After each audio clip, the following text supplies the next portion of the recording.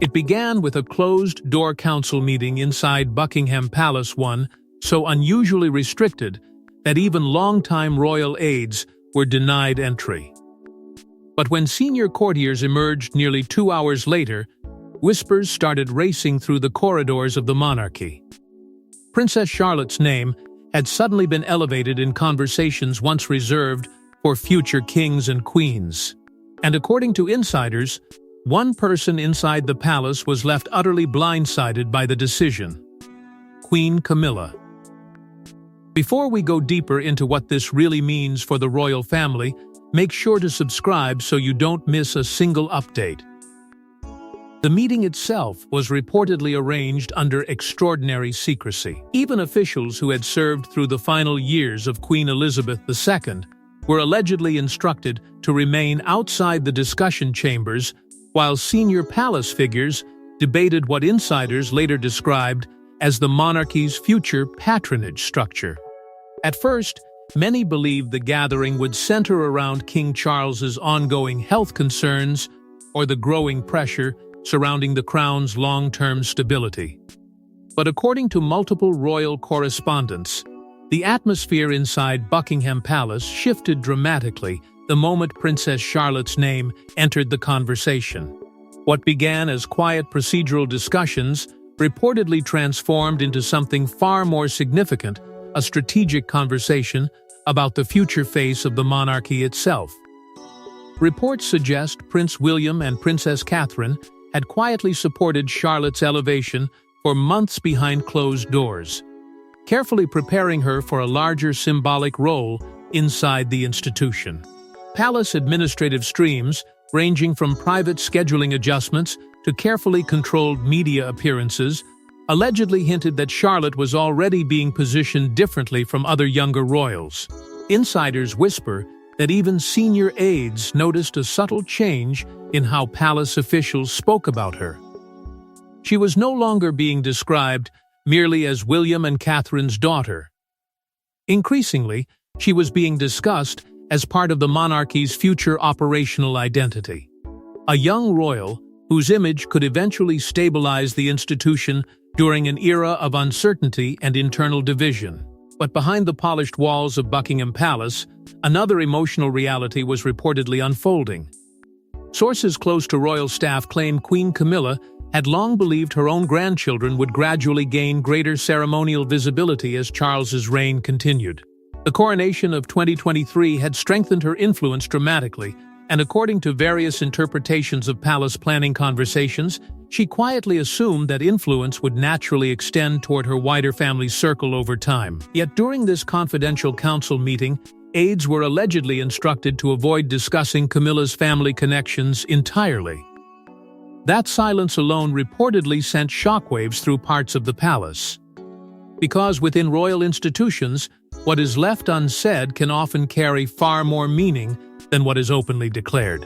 As whispers spread through elite royal circles, journalists began noticing sudden scheduling changes surrounding Charlotte's public preparation. Reports suggest her appearances were becoming more carefully managed, more deliberate, more symbolic. Royal commentators quietly questioned why palace officials suddenly appeared so focused on refining Charlotte's visibility at such a young age. And then came the deeper concern, now echoing across royal media circles. Was a silent power struggle unfolding behind palace walls while the public remained distracted by official ceremonies and carefully rehearsed appearances? Because according to insiders, this was never simply about a young princess receiving greater attention.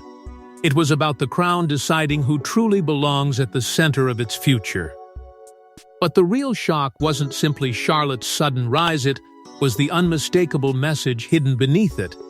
The monarchy had quietly chosen bloodline over marriage, legacy over influence, and the future over Camilla's carefully built inner circle. Long before Princess Charlotte's name was spoken inside palace strategy meetings, Queen Elizabeth II had reportedly spent years crafting a quiet blueprint for the monarchy's survival. And according to whispers from former palace staff, that blueprint contained one central principle: the crown must always return to direct lineage when the institution feels threatened. In the final years of her reign, reports suggest Queen Elizabeth had grown deeply aware of how fragile the monarchy could become when private relationships began pressing against public duty. She had watched scandals rise, loyalties crack, and outsiders attempt to shape the rhythm of royal life from behind carefully closed doors. To the world, she remained calm, silent, almost unreadable. But inside the palace, former aides have long whispered that her silence was never weakness. It was strategy. It was patience. It was the quiet discipline of a sovereign who understood that the crown could survive storms only if its foundations remained untouched. That is why Princess Charlotte's sudden elevation now feels, to some royal observers, less like a new decision and more like the revival of an old royal doctrine. Historic precedent has always favored those born directly into the Windsor bloodline when symbolic institutional roles are at stake. Titles may be shared, affection may be extended, social warmth may be offered. But constitutional legacy is different. It belongs to those who carry the monarchy forward, not through proximity, but through birth, duty, and public trust. And in that sharp distinction, insiders believe Queen Elizabeth's old thinking has returned with force. Charlotte, according to palace veterans, has increasingly been viewed as a stabilizing figure in the making. Reports describe her as composed, watchful, and unusually aware of protocol for someone so young. Some insiders even draw quiet comparisons to Queen Elizabeth's early discipline and Princess Anne's steel-edged sense of duty. Those comparisons matter. Because inside the monarchy, character is not judged by noise. It is judged by restraint. It is judged by whether a royal child can grow into a public symbol without being consumed by attention, entitlement, or ambition. Various interpretations now claim Princess Anne quietly encouraged Charlotte's preparation behind closed doors, not through public declarations, but through the firm pressure of tradition. Anne, often seen as the monarchy's iron-willed guardian, reportedly understood what others refused to say aloud. The next generation needed clarity before confusion could take root. Camilla's grandchildren, by contrast, were allegedly kept in a separate category. Socially welcomed, yes. Personally acknowledged, certainly. But institutionally distant from the core planning of the crown's future. And that difference is where the tension begins to burn, because the palace allegedly made a quiet but brutal distinction between family inclusion and constitutional legacy. One allows closeness, the other grants permanence. One belongs to private life, the other belongs to history. As royal commentators revisit Queen Elizabeth's final years, they are beginning to ask whether her deepest concern was never just scandal, popularity, or public image. Perhaps it was continuity. Perhaps it was ensuring that when pressure came, the crown would not drift toward influence, marriage, or convenience, but return to the direct line that had always carried its sacred burden. And as those old palace doctrines resurfaced, another truth began emerging from behind the velvet curtains of Buckingham Palace. This wasn't a spontaneous decision at all, it had been years in the making. For years, reports suggested Queen Camilla believed time was slowly strengthening her position inside the monarchy. The coronation of 2023 had changed everything. The woman once viewed as controversial had finally stood beside the king beneath the sacred weight of Westminster Abbey. And according to palace whispers, she quietly assumed her family's future visibility would naturally rise alongside her own. After the coronation, Camilla's place inside the royal machine appeared more secure than ever. Reports suggest she worked carefully, almost patiently, to normalize the Parker Bowles' presence within elite royal circles. Not through loud demands, but through familiarity, invitations, and quiet social acceptance. Her children and grandchildren were not being presented as working royals. But insiders claim there was a growing sense that they were no longer merely private relatives either. They were close to the king. They were part of his personal world. And in a palace where closeness often becomes influence, that distinction mattered. Sources claim informal discussions once floated limited ceremonial pathways for Camilla's grandchildren, small symbolic roles that would not carry constitutional weight but would still place them nearer to the glow of royal life. Nothing official, nothing announced, just whispers of future visibility, carefully wrapped in the language of family unity. But palace insiders allegedly resisted almost immediately, fearing that even the smallest opening could blur lines the monarchy had spent centuries protecting. Because once non-bloodline descendants appear too close to royal hierarchy, the public may begin asking a dangerous question. Where does private family end, and where does the crown begin? William reportedly understood that danger with cold clarity. As heir, he was said to be cautious about anything that could weaken the public image of a streamlined monarchy. His future depended on discipline, not expansion. Catherine, too, allegedly prioritized George, Charlotte, and Louis as the unquestioned future image of the House of Windsor. To them, the monarchy could not afford confusion. It needed a direct line, a clean story, and children raised from birth inside the obligations of duty. Not relatives brought near the center by marriage, affection, or personal loyalty to the reigning king. That is where the emotional fracture reportedly began. Camilla's rise had been long, difficult, and deeply contested. She had endured public suspicion, transformed her image, and finally reached the summit beside Charles. But the institution she had entered was not the same as the private family she loved. It could accept her presence as queen. It could acknowledge her role beside the king. Yet when the question turned to legacy, to future patronage, to who would carry the monarchy's symbolism into the next generation, the answer appeared brutally clear. Tension reportedly intensified after Princess Charlotte began receiving increased attention during recent palace events. What once looked like ordinary royal childhood began to feel like preparation. Commentators started describing the situation as a silent clash between inheritance and proximity to power. Camilla had access, history, and influence through Charles. Charlotte had something far older and far harder to challenge: direct bloodline. And inside the palace, that difference was becoming impossible to ignore. But what transformed quiet disappointment into genuine palace tension was the discovery that Charlotte's elevation was no longer symbolic, it was becoming operational. Then came the moment that reportedly changed everything. Deep inside Buckingham Palace, members of the Royal Foundation Council allegedly approved a future-facing patronage strategy, placing Princess Charlotte at the center of several long-term institutional plans. And according to insiders, the decision landed like an earthquake behind palace walls. What made this reported approval so explosive was not just Charlotte's name being raised. It was the seriousness surrounding it. Sources claim she was discussed not as a distant royal child with a ceremonial future, but as a future patron whose role could one day touch youth initiatives, arts foundations, and Commonwealth programs.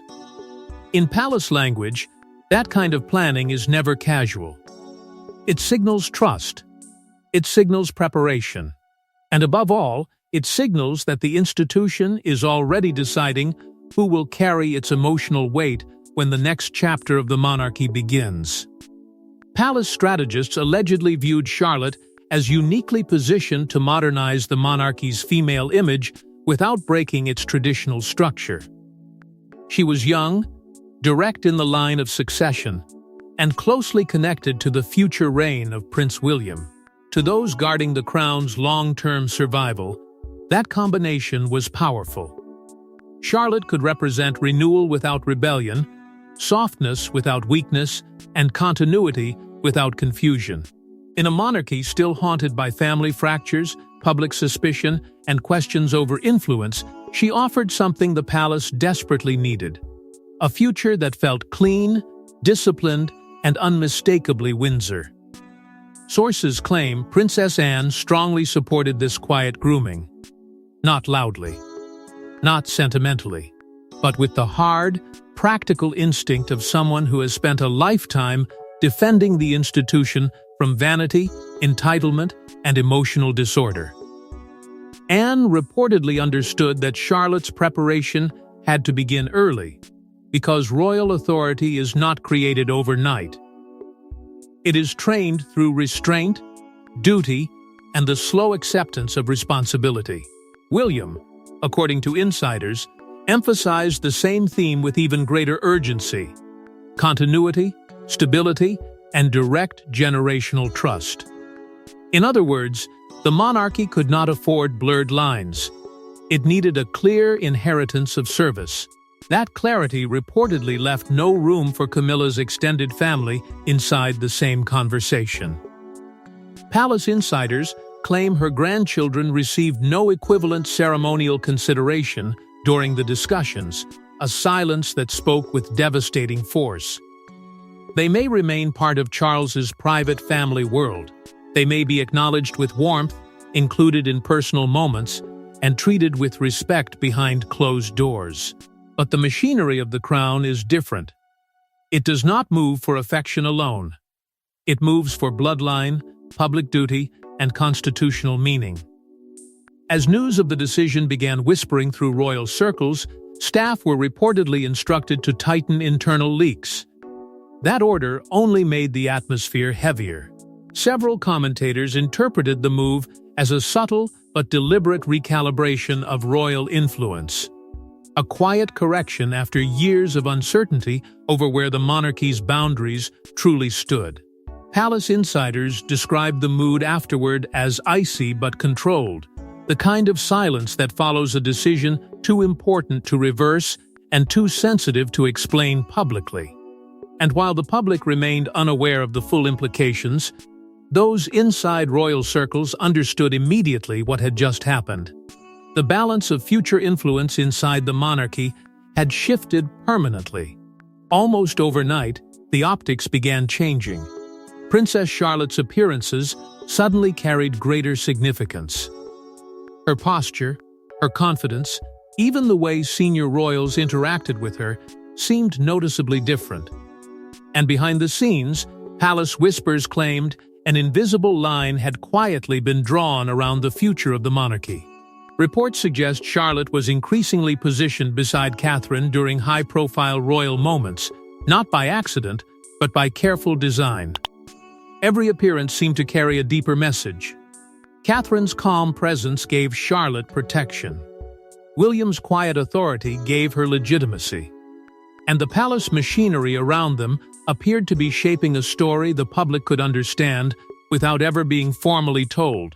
The future of the crown would be carried by the direct heirs, trained early, protected fiercely, and placed before the nation with discipline. Palace media teams allegedly began refining Charlotte's long-term public image with unusual care. Nothing dramatic, nothing obvious. But royal observers noticed the pattern. Charlotte was being presented as composed, steady, and aware of the solemn world she had been born into. Some commentators quietly compared her emerging presence to a young Princess Anne, carrying that same sharp sense of duty, while others saw echoes of Queen Elizabeth II in her restraint. Those comparisons were not casual compliments. Inside royal circles, they functioned almost like signals, reminding everyone that Charlotte was not merely a child of the Wales family. She was becoming a symbol, and as Charlotte's profile strengthened, Camilla reportedly became more cautious in public references to extended family visibility. Sources claimed this shift followed fears of internal backlash, especially as palace insiders grew more committed to the idea of a streamlined monarchy centered around William's children. The message was not cruel, but it was cold. Personal affection could exist. Private family bonds could remain. But the public image of the crown had to be protected from competing branches, overlapping loyalties, and any suggestion that royal identity could be widened by proximity rather than inherited duty. This is where the emotional weight of the story deepened. Commentators began arguing that the institution was already preparing, emotionally and symbolically, for the post-Charles era, not because Charles had vanished from the center of monarchy, but because time itself was pressing forward. His reign had been shaped by illness, transition, and unresolved family tension. The palace could not wait for certainty before preparing for what came next. It had to build stability before instability arrived. And in that preparation, Charlotte's role became more powerful than anyone expected. William and Catherine were allegedly determined to avoid future factionalism inside the crown. They had seen what happens when personal grievances become public battles, when private relatives become competing narratives, when loyalty to the institution is tested by loyalty to individuals. Their answer, insiders claim, was clarity. George, Charlotte, and Louis would represent the future together, but Charlotte would carry a special symbolic force as the daughter of the next king, a young princess shaped by duty before ambition could touch her name. As insider leaks spread online, public fascination around Charlotte's future role grew dramatically. But beneath the polished palace appearances and carefully managed smiles, one final reality remained impossible to ignore. The monarchy had quietly revealed who truly belongs at the center of its future story. In royal history, the most devastating battles are rarely fought in public. They unfold in private drawing rooms, hidden memoranda, seating arrangements, patronage lists, and silent acts of exclusion. And according to those watching the palace closely, Princess Charlotte's sudden elevation may become one of the clearest examples of that invisible warfare in modern royal history. Patronage, inside the monarchy, is never just charity work. It is trust made visible.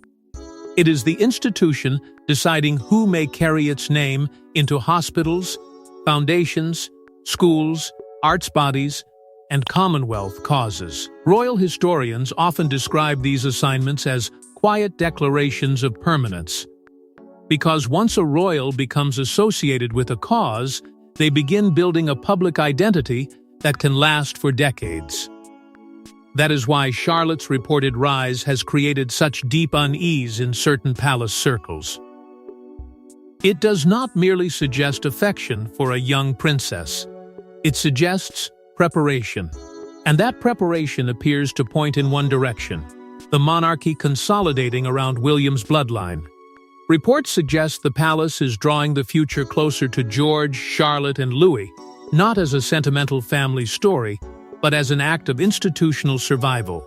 After years of royal fractures, public accusations, shifting loyalties, and generational uncertainty, the crown seems determined to remove any confusion before it can become dangerous. The message is quiet, but unmistakable. The next chapter belongs to the direct heirs. Camilla's influence, by contrast, allegedly remains powerful but personal. It is tied to Charles, to his reign, to the history they share, and to the role she now holds beside him. But structurally, insiders claim that influence does not extend in the same way to her wider family. Her grandchildren may be loved, welcomed, and respected in private spaces, yet the machinery of royal legacy moves along older lines. Bloodline, duty, succession, public expectation. These are forces no amount of personal closeness can easily override. Sources claim Princess Anne understood this with unusual clarity. To her, Charlotte reportedly represented more than youthful promise. She represented continuity among younger royals, a way to protect the crown from becoming diluted by competing family factions. Palace veterans allegedly feared that if royal identity stretched too widely, the institution could become vulnerable to confusion, resentment, and public backlash. In their eyes, monarchy survives not by expanding endlessly, but by knowing exactly where its center is. That is why this reported decision feels so ominous. It suggests the palace may be preparing a generational transition years earlier than expected, quietly shaping the emotional landscape for the post-Charles era while the current reign is still unfolding. Public sympathy has increasingly gathered around Catherine and her children as symbols of steadiness, sacrifice, and renewal. And within that family, Charlotte has unexpectedly become something larger than herself. A daughter of the future king, a sister beside the heir, and perhaps the unexpected future anchor of the modern monarchy. Yet every act of consolidation creates a shadow. For those left outside the inner circle, silence can feel louder than rejection. And as palace officials worked tirelessly to contain the whispers, one haunting question continued echoing through royal corridors. Was this merely a patronage decision, or the beginning of a completely new royal order? The British monarchy has survived for centuries because it understands one brutal truth better than any institution on earth. Survival depends on choosing the future before the future arrives. And according to insiders, that is exactly what Buckingham Palace has now done with Princess Charlotte.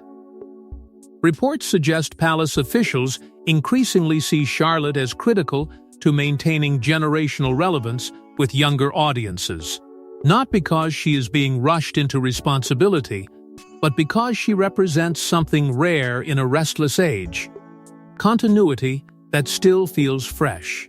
The monarchy has long relied on symbols, but symbols must evolve before they become distant. Charlotte, insiders claim, offers the institution a bridge between tradition and tomorrow. She is young enough to belong to the future, yet close enough to the direct line to carry the full weight of royal legitimacy. William and Catherine are allegedly determined to raise her with both visibility and discipline. That balance matters. Too much exposure could damage the innocence of childhood. Too little preparation could leave the next generation unready for the harsh demands of public life. So the palace appears to be choosing a careful middle path, allowing Charlotte to be seen, understood, and slowly associated with duty, while still protecting her from the storms that have consumed other members of the family. It is a delicate strategy, but one insiders believe is essential. Comparisons have already begun emerging between Charlotte and Queen Elizabeth's early sense of composure. Those comparisons may sound sentimental to the public, but inside royal circles, they carry serious meaning. Elizabeth became powerful not through noise, but through steadiness. She understood silence, restraint, and obligation before she fully understood the throne waiting for her. If Charlotte is now being shaped in that same emotional language, then her reported elevation is not merely about patronage. It is about creating trust before crisis arrives. At the same time, Camilla's family reportedly remains respected socially, but increasingly distant from institutional planning. That contrast is painful, but palace aides allegedly view it as necessary. The identity of a working royal must remain tightly protected, especially at a moment when the monarchy is still recovering from years of internal conflict and public doubt. To traditionalists, the decision reassures them that the crown has not lost its sense of order. It will welcome family, but it will not confuse family with constitutional destiny. And so Charlotte is quietly becoming one of the palace's most strategically valuable public figures. Not through scandal, not through speeches, not through open ambition, but through the slow, controlled shaping of expectation. Insiders describe the shift as the beginning of the William era before the reign even begins. A signal that the monarchy's emotional center is already moving toward the Wales family and the children who will carry its name forward. But perhaps the most remarkable part of this entire story wasn't who gained influence inside the palace, it was how quietly the decision was executed while the world looked elsewhere. No public announcement was made. No dramatic press conference unfolded outside Buckingham Palace. There were no official denials, no visible confrontations, no royal scandal splashed openly across palace gates. And yet, insiders insist one of the most important decisions about the monarchy's future had already been made in silence. Princess Charlotte had been chosen as part of the crown's next symbolic foundation, and everyone inside the institution understood exactly what that meant. Reports suggest the monarchy is now consolidating around its direct heirs with unusual urgency, especially amid continued uncertainty surrounding King Charles's health. The palace, always careful with timing, appears to be preparing the public emotionally for a future that has not yet officially arrived. George remains the heir of tomorrow. Louis remains the youngest symbol of renewal. But Charlotte, positioned between them, is increasingly viewed as a stabilizing force. The daughter who can carry tradition with softness, discipline, and quiet strength. Palace strategists allegedly believe public trust now depends on three things: clarity, continuity, and bloodline focus. After years of royal conflict, fractured loyalties, and competing personal narratives, the institution cannot afford confusion. It cannot allow the public to wonder who speaks for the crown, who belongs near its center, and who is merely close to power. That is why Charlotte's reported elevation feels so meaningful. It gives the monarchy a future image that is simple, direct, and emotionally powerful. Camilla's influence, by contrast, is described by insiders as significant but ultimately temporary within constitutional structures. Her role beside Charles remains important, but the long road ahead belongs to the Wales children. Royal commentators now frame this moment as a defining transition toward the next generation of Windsors, one shaped not by loud declarations, but by quiet planning, careful positioning, and disciplined restraint. Anne, William, and Catherine are reportedly aligned on one central belief: the crown must protect itself before crisis forces its hand. Institutional discipline must come before private comfort. Legacy must come before personal preference. And if that means drawing invisible boundaries around the future, then the palace appears prepared to do exactly that. In the years ahead, public fascination around Charlotte is expected to grow even stronger. Every appearance, every role, every sign of preparation will be studied for meaning. But the final message has already been sent. The crown protects continuity above all else. It may welcome many into its private circle, but it chooses only a few to carry its public soul. Because inside the House of Windsor, influence may rise and fall with time, but legacy belongs only to those the crown chooses to carry it forward. Thanks for watching. Please don't forget to like and subscribe, and we will see you in next one.